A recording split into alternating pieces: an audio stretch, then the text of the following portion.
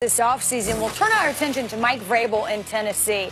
Tennessee made its first playoff berth since '08, but always room to improve, especially for the quarterback who threw 13 touchdowns and 15 picks last season.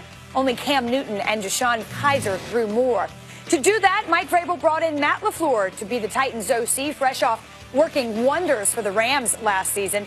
Vrabel also convinced veteran Dean Pees to axe retirement and serve as the defensive coordinator. And Pees takes over a defensive unit that's got a lot of upside. Tennessee allowed the fewest plays of 20 yards or more last season and finished with the NFL's fourth best run defense. So Mike Vrabel assumes the hot seat, or the head seat, I should say, in Tennessee. Let's talk to Mike Vrabel. Let's talk. Yes. Teddy knows a thing or two about Mike Vrabel, which is why, Teddy, will start with you and the Titans' biggest asset other than Mike Vrabel. Okay.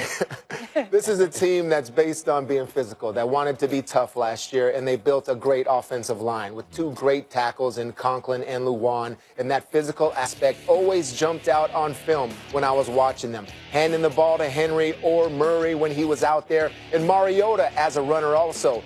You could tell the defenses were gearing up for a smash mouth contest, and I think this is still intact. I mean, Spain, Klein, Ben Jones, the center. You see them on film biting guys in their ankle, grabbing them. They're so physical. It's a dirty, nasty offensive line, and I respect that.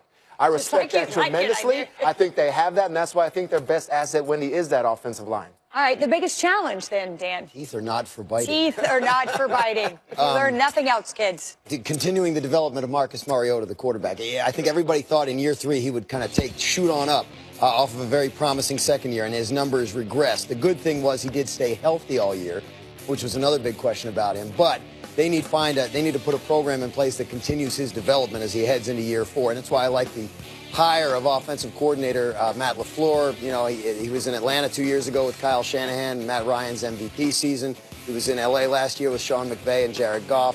I think he'll be very good for the development of Mariota, and I think that's what every decision the Titans make right now has to be about. How do we maximize this young talent? Yeah, I hope they don't try to look at Mariota and make him like some of those quarterbacks that you said before, like a Matt Ryan, if it's in his background, because you got to be creative with this kid. With Mariota, you got to be creative because he is not a drop back pass. We're not talking about Breeze. We're not talking about Rodgers. We're not talking about Brady. This is a different animal in Marcus Mariota, and you have to learn to use him well.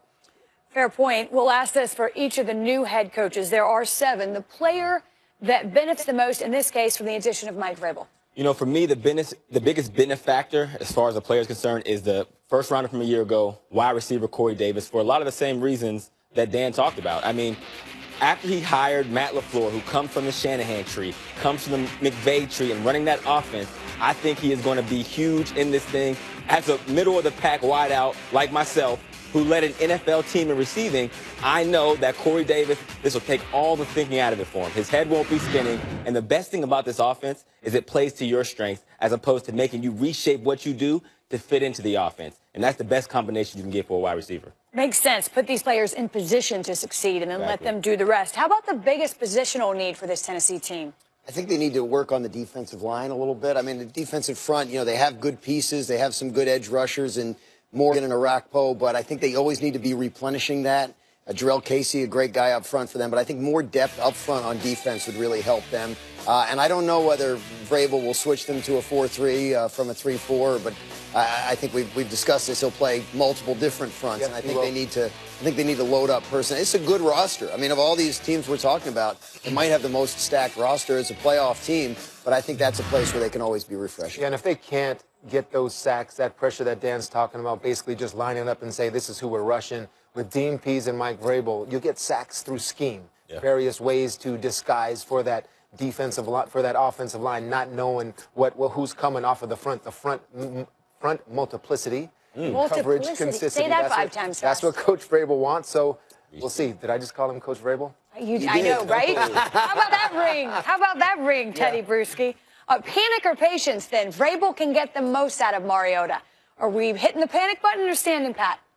I say patient. I think it can be done. I talked about what I like about Matt LaFleur and I like that Mike Vrabel hired a real defensive coordinator, as opposed to saying he was going to do it himself, right? Like, I'm going to be head coach and defensive coordinator. He brings in Dean Pees, who has the experience, who will probably be pretty heavy-handed. And that tells me that Vrabel wants to be a head coach, a leader, you know, and oversee the whole thing. I think that's the right way to approach the job, and especially if you're coming in as a defensive guy, you're obviously not going to call offensive plays. So I think he could set the right tone, and he has the right people in place. Yeah, I'm going patience too. I mean, here's a little backstory with me and Vrabel. When I was trying to get to the NFL, I was coming from Canada. I broke my ankle. He was working out in the offseason. He knew I had aspirations to play in the league.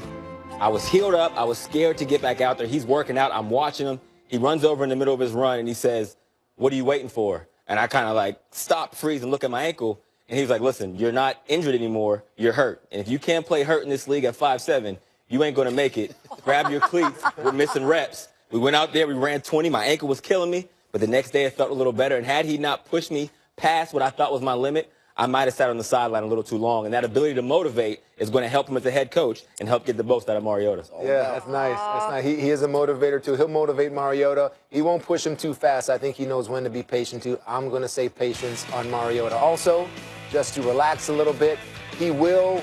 And Mariota's the kind of guy that he's still young and he's still listening, and he'll have an open mind to where this is what I need to work on. This is what I'm not good at. All right, just like a young Andrew Hopkins was on the field that day. There you go. And he will get better. So patience. So here's the thing. You shared a great story, Andrew. That's a story you can share. Teddy's got Mike Vrabel stories he cannot share here on the family program, but they're all good stories. Here's a fun fact, by the way, about Mike Vrabel. He was known to line up as a pass catcher in goal line situation in New England. As such, he's the only player since sacks became an official stat in 1982 to catch a pair of touchdowns and record a sack in the same game, December 2005 against the Jets. Here's another fun fact. 2 of the 4 of us were at that game, I believe. No, Teddy Bruce? Yes. Yeah. It might be you and I. It might be you and I. Yeah. Showing our age, but he's a head coach now. We're all proud. When we return to NFL Live, John Gruden back as the Raiders head coach. Will his style be too old school, or will his relationship with Derek Carr lead the way? Now, I want you. Right. What do you say about that? I appreciate that. You know, let's go win some championships now. When it comes to showing love, some use rose petals. At Papa John's, we use pepperonis. A lot of pepperonis. We're using 2 whole layers of them on our large or pan dual-layer pepperoni pizza. Available now for just $10. Better ingredients, better pizza, Papa John's. Oh, man.